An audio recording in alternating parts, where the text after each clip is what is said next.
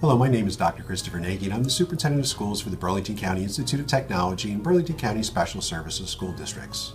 Today's Leadership Spark is entitled The Art of Decision Making.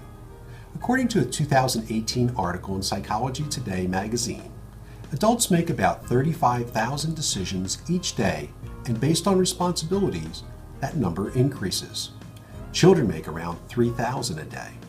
Though not conscious, we make around 227 decisions each day just on the decision about food alone, according to the researchers at Cornell University.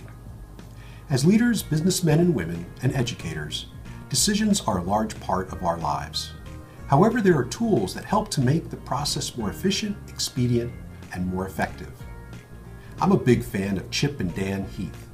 In their book, The Power of Moments, it comes down to our most memorable positive moments that are dominated by 4 elements: elevation, insight, pride, and connection. If we embrace these elements, we can conjure more moments that matter. Why would we leave our most meaningful and memorable moments to chance when we can create them? Which leads me to decision making and the position us for the best success in creating those memorable moments when possible. In Heath Brothers' other book, Decisive, found behind me, they note the value of adopting the RAP model when making decisions that stick. When looking at making decisions, the research pointed to 4 key steps. The first, widen your options.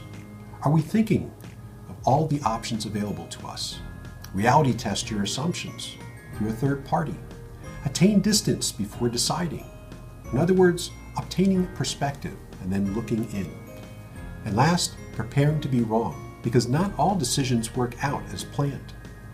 In a Fast Company magazine article this past July, Elizabeth Grace Saunders, author and time management coach, offered 5 ways to make tough decisions faster. Before doing so, she noted that one needs to be primed to make successful decisions, especially the more involved and complicated. According to Saunders, the decision-making process involves 3 fundamental elements: find time to think, define the decision to make, and last, think through the options. To make decisions faster, she identifies those 5 options, depending upon circumstances and personality types involved. First, fall back on your values. Second, talk it through. Ask for perspective. Test it out first. And last, listen to your hopes.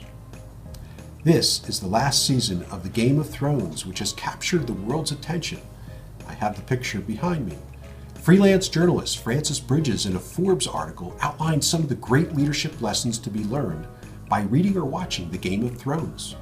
Given the topic today on decision making, the lessons could not be more timely. First, listen to advisors. Second, know your weaknesses. Third, know when to manage others' expectations and positions. Fourth, lead by example. Fifth, inclusion is an advantage. And last but not least, great leadership requires great sacrifice. Great lessons to be learned and also to keep in mind when making decisions.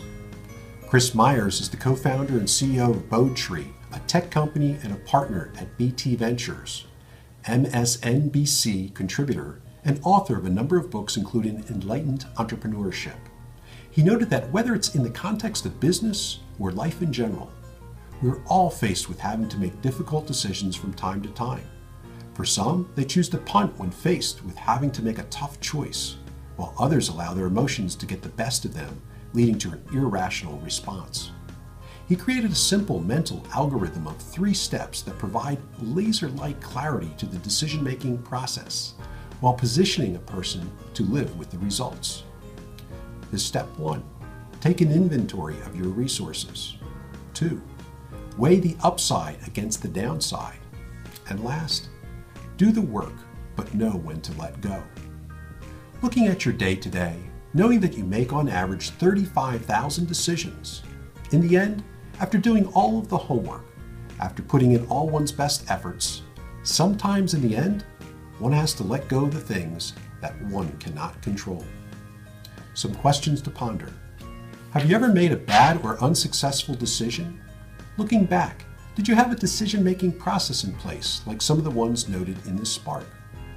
And last, When making decisions, do you have trusted advisors to whom you challenge your assumptions and potential problems with such a decision?